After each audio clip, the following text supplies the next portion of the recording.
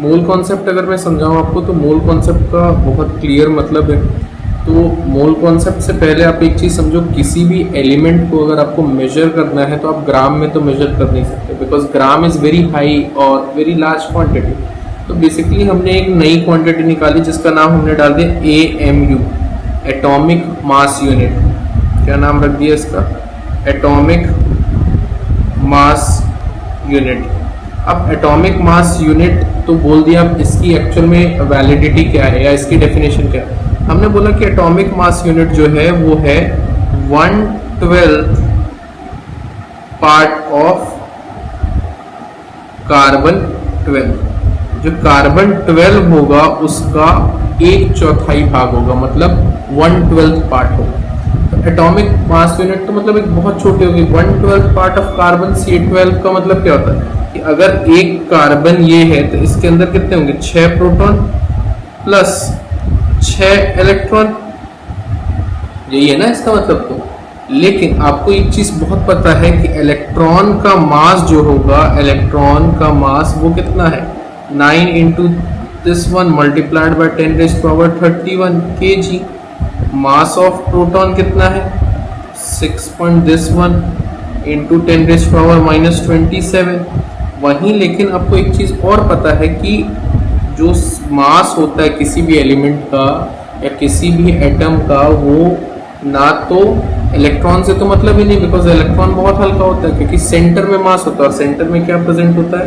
Proton के साथ आपका न्यूट्रॉन भी प्रेजेंट होता है। तो 6 प्रोटॉन और 6 न्यूट्रॉन, ठीक है। अब 6 न्यूट्रॉन तो नहीं होगा, बस मैं आपको दिखाने के लिए बता रहा था। अब लेकिन न्यूट्रॉन भी है। अब न्यूट्रॉन की मास कितना होगा? न्यूट्रॉन का मास है 1.674, बहुत बारीक सा फर्क है, लेकिन अप्रोक्सीमेटली इक्वल होता है किसके? मास ऑफ प्रोटॉन से। तो ये एक बेसिक चीज़ है, ये आपको याद रखना। ये स्टैटिक डाटा, इसके साथ तो आप कुछ नहीं कर सकते, इसको तो याद ही रखना। अब एटॉमिक मास यूनिट तो क्लियर हो गई कि एक छोटी सी क्वांटिटी बना दी हमने मेजर करने के लिए, किसको? एटम्स को मेजर करने के लिए बना दी, because gram is very large quantity. आप देखिए यहाँ पे ग्राम कितनी हाई। तो यहाँ पे बेसिकली हमको ये चीज़ें समझ में तो आ गई एटॉमिक मास यूनिट के रिगार्डिंग। अब इसके बाद शुरू होती है कहानी कि मोल कॉन्सेप्ट पे क्या होता है। तो मोल कॉन्सेप्ट पे एक इंसान आया एवोगाड्रो, उसने एक नंबर दिया। क्या नंबर दिया? 6.1। और उसने बोला कि ये खास नंबर है जिसको उसके नाम से Na से रिप्रेजेंट करना है, एवोगाड्रो नंबर। इस इंसान ने बोला कि जब भी कोई, इसके दो केसेस में हम मोल कॉन्सेप्ट समझाता हूँ। फॉर एटम समझाता हूँ मैं, चीजें पूरी क्लियर हो जाएंगी। अब यहाँ पे एक चीज समझना है आपको कि एटम में क्या चीज है, कि कभी भी सिंगल एटम मतलब उसका जितना कंस्टिट्यूएंट वेट होगा, कंस्टिट्यूएंट वेट मतलब अगर मैं बात कर रहा हूँ 12 ग्राम ऑफ कार्बन की, तो 12 ग्राम ऑफ कार्बन में कितने पार्टिकल्स होंगे? वो पार्टिकल्स होंगे इतने, ठीक। इतने पार्टिकल्स हैं कार्बन के, किसमें? 12 ग्राम के कार्बन में इतने नंबर ऑफ क्या मिल रहे हैं आपको? ये पार्टिकल्स मिल रहे हैं। अब इतने अगर आपको पार्टिकल्स मिल रहे हैं और मैं बोल रहा हूं कि इसको मैं बोलूंगा इसको 1 मोल, ठीक है। मैंने बोला 12 ग्राम कार्बन में इतने नंबर ऑफ पार्टिकल होगा और इसको मैं बोलूंगा 1 मोल। कोई दिक्कत नहीं है, मेरे को चीजें प्रॉपर समझ में आ रही है। तो यहाँ पे आपको एटम से एक चीज समझ में आती है कि एटम का जितना कंस्टिट्यूएंट वेट है, एक्चुअल वेट जिसका है, जैसे कार्बन की कितनी वेट होती है? 12। एटॉमिक नंबर कार्बन का कितना होता है? 6, लेकिन उसका मास नंबर कितना होता है? 12।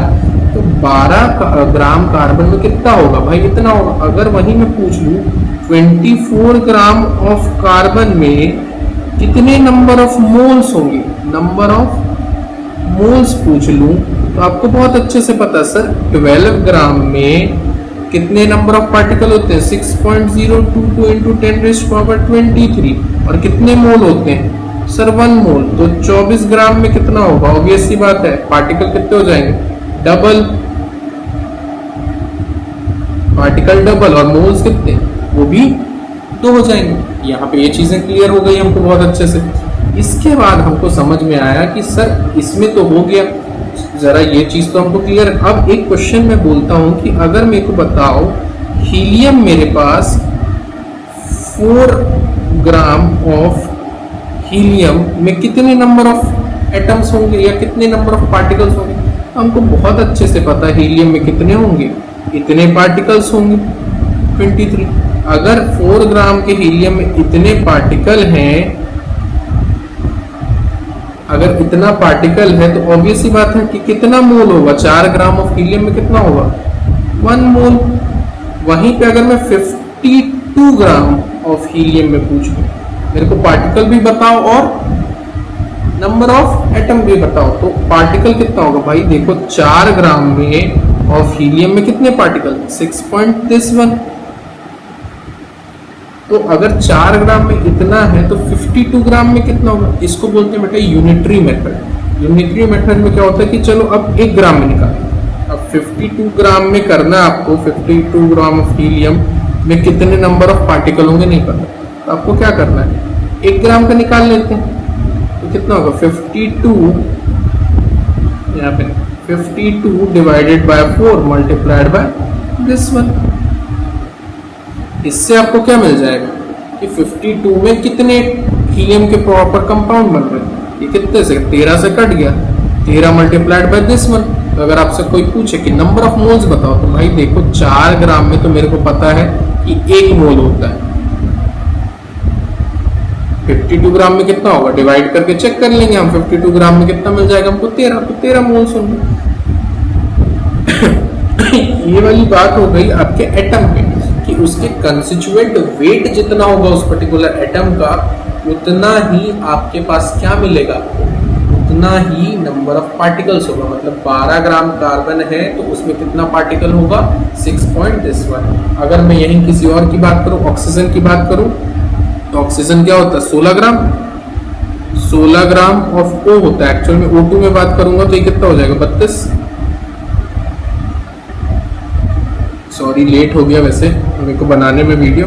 22 ग्राम ऑफ O2 में, इसमें कितना होगा 6 पॉइंट इतना। और 32 ग्राम ऑफ O2 में कितने नंबर मोल हो, 1 मोल हो। तो इसके लिए ऐसा नहीं है कि आपको घबराने की जरूरत है कि बेटा इसमें आप अब याद कर रहे हैं एटॉमिक नंबर, ये बेसिक है, इसमें याद करने की जरूरत नहीं। और एटॉमिक नंबर में कभी नहीं बोलूंगा आप पूरे याद करो, सिर्फ 30 तक याद रखो, बाकी अपने आप आते जाएंगे समय के साथ। तो इसलिए इस चीज़ का बस ध्यान रखना है आपको। दूसरी चीज़ कि ये चीज़ तो एटम पे हो गई। अब सर एटम पे तो क्वेश्चन नहीं है, अब हमारा क्वेश्चन बनता है कंपाउंड पे। कंपाउंड में आपको क्या करना है, कंपाउंड के लिए सेकंड चीज़, कंपाउंड के लिए आपको ध्यान रखना है एक ही चीज़ सिर्फ और सिर्फ कि अभी कंस्टिट्यूएंट एटम के वेट पे बात हो रही थी, अब constituent that means proper total weight. तो टोटल वेट कंपाउंड का, सपोज करो कि मैं पूछ रहा हूँ एक कार्बन डाइऑक्साइड का मेरे पास मॉलिक्यूल है और इसमें कितने नंबर ऑफ मोल्स और पार्टिकल्स होंगे, तो इसका कितना वेट होगा, कार्बन का 12, ऑक्सीजन O2 का कितना हो जाएगा 16 × 2 विच इज 44 ग्राम। अब 44 ग्राम में अगर मैं समझाऊं यहाँ पे आपको, तो 44 gram of CO2 contains how many numbers of particle. सीधा सा जवाब है कि 44 तो इसका वेट आया, और एटम में पढ़ा था जितना वेट होगा आपके एटम का उतने और उसके बराबर कितना आ जाता है वो नंबर, याद रखना है बस, इतना रहेगा, इतने नंबर ऑफ पार्टिकल। और इतने नंबर ऑफ पार्टिकल मतलब क्या होता है, इसका मतलब होता है 1 मोल। तो मतलब 44 gram of CO2 contains 1 mole. Clear है बात। 44 ग्राम जो है आपका कार्बन डाइऑक्साइड, उसमें कितने नंबर ऑफ पार्टिकल है, वो तो इतने हैं भैया, हमको पता है, लेकिन उसमें मोल कितना है, क्योंकि इतना इज इक्वल टू ये मोल है, 1 मोल होता है, ठीक है। तो 44 ग्राम कार्बन डाइऑक्साइड में कितना होगा। अब वही मैं पूछ लूं कि मेरे को बताओ 22 ग्राम ऑफ कार्बन डाइऑक्साइड में कितना पार्टिकल होगा। सर ये इसका आधा हो रहा, तो इसमें भी पार्टिकल क्या हो जाएगा, आधा हो जाएगा। तो ये पार्टिकल कितना आएगा, इतना पार्टिकल आएगा, ठीक। लेकिन सर इसमें नंबर ऑफ मोल्स बता दो, तो नंबर ऑफ मोल्स भी क्या होगा, इसका एक था, इसका मतलब एक होता है, तो इसका मतलब कितना 0.5, या आप बोल दो इसको 1/2।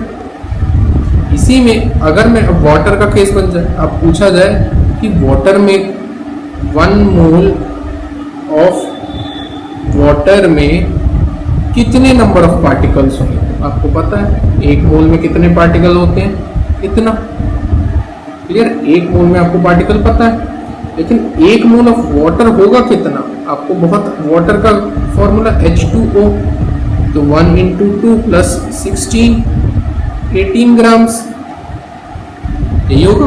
अब 18 ग्राम्स में यहाँ पे आपको बहुत अच्छे से क्लियर समझना है कि 18 ग्राम्स में क्या चीज़ें आ रही हैं। 18 ग्राम्स में हमको ये चीज़ें समझ में आ रही कि भाई देखो 18 ग्राम तो इसका क्या है, इसका कंस्टिट्यूएंट वेट है वाटर का, वेट के बराबर जितना उसका वेट रहेगा, और उसमें आप कर दो 23 लगा दो, बस ये आपके नंबर ऑफ क्या हो जाएंगे, पार्टिकल्स हो जाएंगे।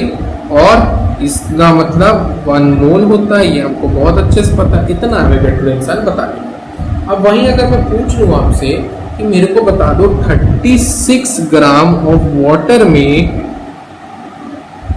कितने नंबर ऑफ पार्टिकल होंगे, 18 का डबल हो रहा है, तो सीधी सी बात है पार्टिकल कितने हो जाएंगे, पार्टिकल भी डबल हो जाएंगे, 6.011 का नंबर ऑफ मोल्स कितना हो जाएगा, वो भी डबल हो जाएगा।